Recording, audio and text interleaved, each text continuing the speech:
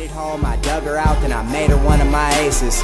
Marijuana fragrance, this tree here is outrageous. Want me to play in your city? Send an email to my agent.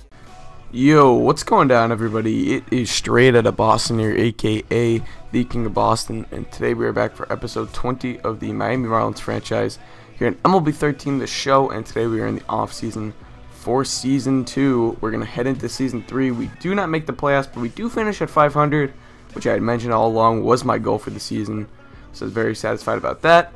You can see some player stats here from, just going down the list, you can see average, home runs, RBI. Could not get OBP on the screen, but that's alright. So we had really good seasons from guys like Giancarlo Stanton. I think Starlin Castro ended up hitting, I can't exactly remember, but I know you'll see in a sec. He did lead the league in something. Puig and Soler really stepped up. Brantley had a good year. Morrison in the, even though he was hurt for a bit of the year, had a good year in his short playing time. Pitching staff was good. We had good efforts from a couple of our bullpen guys. I'd like to see a little bit more out of our starting rotation. I was very happy with guys like Henderson Alvarez, Jacob Turner, and Jose Fernandez, but I want to see Matt Moore take it even to the next level, and I also want to see Nathan Eovaldi improve a little bit. But overall, I was very impressed with how the team did this year, and I was very excited about our future. So you can see the team stats here. I'm showing you every team stat that we were in the top 5 in, so you can get an idea of what our strengths were. Now, you're going to see a lot of pitching categories. That was ERA, this is complete games, runs allowed, and you're going to see coming up earned runs allowed. So we really did hold the opponents to low scoring tallies, I guess. So you can see it right there. And now base on balls allowed, we do not walk people, which is good. We throw strikes, we pound the strike zone. And now you can see individual leaders. You can see Giancarlo Stanton at 303. That was good for 3rd in the NL. Starlin Castro leads the NL in hits. That was very impressive. He also led the NL in at-bats, so you can kind of attribute it to that. But I think it's very impressive that he led the NL in hits. That's really what we're looking for out of that guy. Now, Giancarlo Stanton with 36 home runs. That was good for 5th. Votto with 43, and he actually ends up 1 RBI short of a triple crown. Joey Votto is one of my favorite players in baseball. I really think he's underrated. He goes under the radar every year, and I just love the guy. Anyway, slugging percentage, you can see Stanton, OPS. So really, Giancarlo Stanton looking like one of the best hitters in baseball right now.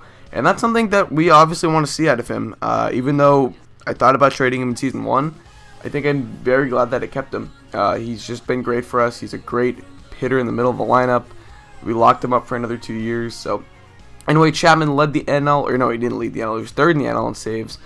Matt Moore was up here in a lot of categories. He had 219 strikeouts. That was good for 2nd. He also had 5 complete games. That was good for a tie for 5th. And in innings pitched, Henderson Alvarez gets 206 in the 3rd. That was surprising, actually. He really locked some innings for us out of that 4th spot in the rotation. And then he was also up there in whip, too. So I'm really happy with Henderson Alvarez. Now you can see some of the awards. Our guys, I think we finished 3rd in the first, 6 awards. So you can go back and pause those. If these are moving a little bit too quickly, just feel free to pause the video. Go check it out. Gerardo Parra gets a Gold Glove. Puig was 3rd for Gold Glove for right fielders.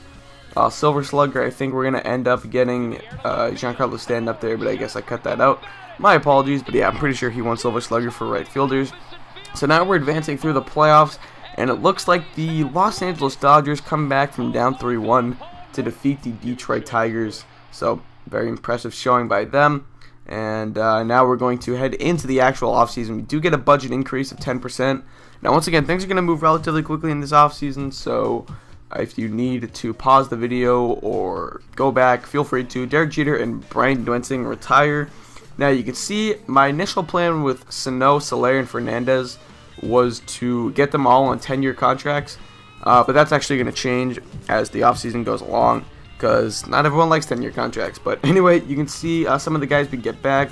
You saw Brett Cecil, Andy Dirks, among notables, a lot of minor league players that we had to renew and re-up and stuff. We get Burke Baden not back. He was a big part to our bullpen. We get Luis Cruz, a good bench player for us. He's only 31 heading into next season, I believe, so still, you know, maybe a little bit just past his prime. But you can see some of the notable free agents here. We didn't really have a lot of available budget, so we kind of had to go after some minor guys. I'm going to give Jay Happ a 1-year $460K deal. He was so good for the Phillies when he did come up. His career kind of derailed after he got traded to the Astros, but maybe we can turn him into something. He can be a long reliever, good lefty, maybe a 5th starter. Who knows? We're also going to try and re-sign Steve Delabar. Now, I did this with him and Nathan Eovaldi. Apparently, I did not offer them arbitration or contracts or something, so they went straight into free agency, even though they both had years of team control left on them. So right into the Rule 5 draft here. This is very sped up. I think I sped up the entire thing for this, but anyway, as always in the Rule 5 draft, we're just kind of looking for good relievers, maybe a fifth starter. I don't know. Usually can't find too many good hitters in this, but it's all right. I'd be fine if I get a solid reliever. Always get help the bullpen. I was looking at Mickey Story. Here's this guy Jordan Swaggerty. He's 24 years old. I'm starting to like him. I ended up taking Jordan Swaggerty in the first round, and in the second round, I think I'm gonna end up taking Jordan Osh, who I would later release actually, because we just did not have enough roster room. So here's Nathan Eovaldi, and you can see, even though he did struggle so much last year, I'd like to bring him back. He is pretty young. Maybe he does have some potential left in him. Here's Daniel Nava. I thought about getting him as maybe a 5th or 6th outfielder. Not necessarily a 4th outfielder, but a good guy to have in our system. He is a Red Sox player, and I'm a big Red Sox fan. So here we re-signed Miguel Sano for just a 1-year, $490K deal. I really figured out that he wasn't going for any of the long-term offers. And here Fernandez signs for $10 million over 5 years. So I'll explain these two moves. First I'll do Fernandez because that's a little bit quicker. I went down from the 10-year offers because it looked like he wasn't going to go for the 10-year. And I got him for 5 years, which is good. So he's locked in for a while. And we get Jim Henderson back there, as you can see. But Miguel Sano wasn't going for any of the long-term offers. So we only had 1 year of service left, or 1 year of service time. So I figured I would just re-up him for 1 year this year and then try to re-sign him next year for a long-term deal. If you guys remember, Fernandez only signed a 1-year deal last year, and then this year we were able to lock him up for 5 years. So maybe Sano's mind will change. That is my hope. We get Daniel Nava on a $310K deal. So we're making a lot of minor signings this year, as well as bringing most of the team back. I think we have a really good young nucleus that can develop into a playoff team next year. Nathan Eovaldi comes back for 3 years. That's good. That's going to be about $770K per year. And we're going to look at Mike Aviles. I looked at Mike Aviles' hitting stats, and I really liked them. I think he could be a great 4th infielder for us. Take over for Derek Jeter. It would be weird with him and Luis Cruz, but we'll see how we can work that out. I'm not the biggest Mike Aviles fan in real life, but the guy has some game.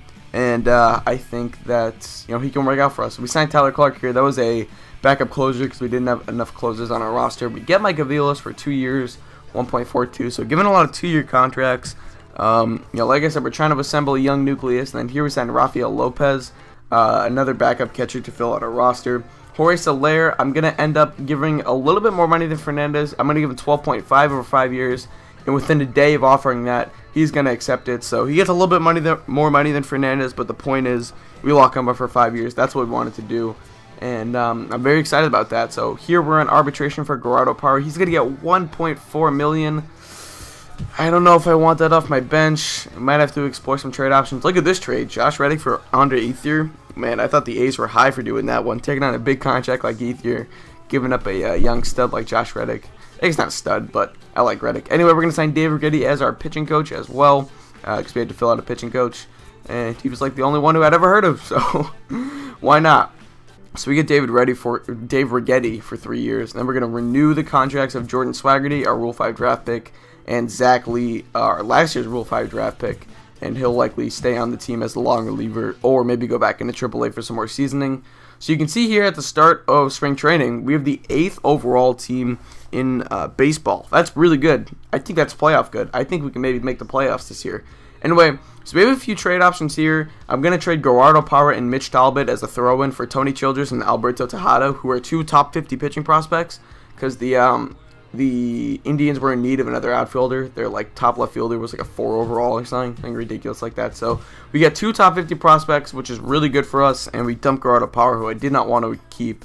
Now here's the trade that I want you guys to look at. It's Logan Morrison for Manny Machado. Now I did not actually do this deal, but I want to see what you guys think of it. Now to make it a little bit more fair, I would probably throw in at least 1 top 50 prospect, and then maybe another top 100 prospect or something, maybe like another, I don't know, like a Justin Nicolino or one of those type of guys. So let me know what you think.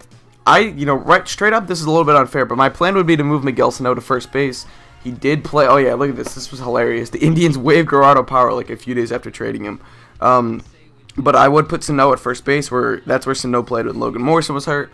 And we're gonna claim Jason Borges off of waivers, and we're also gonna claim Joaquin Arias, so adding a little bit of depth. Both of these guys hit lefties very, very well. So we'll see. I think Arias is going to head down to AAA to start the year, but Borges, I think, does start the year on the Major League club, as we will be able to claim both of these guys. And maybe I should have gotten Tony Sipp too. Anyway, yeah, here we are releasing Jordan Osh. But, yeah, so let me know what you think of that Manny Machado for, or Logan Morrison for Manny Machado deal. I would be down for it, but I don't want it to be too unfair. Anyway, as we take a close look at our final roster heading into the regular season, I just want you to notice all the top 50 prospects we have as we get towards the bottom. I'm really happy with the Gerardo Power deal.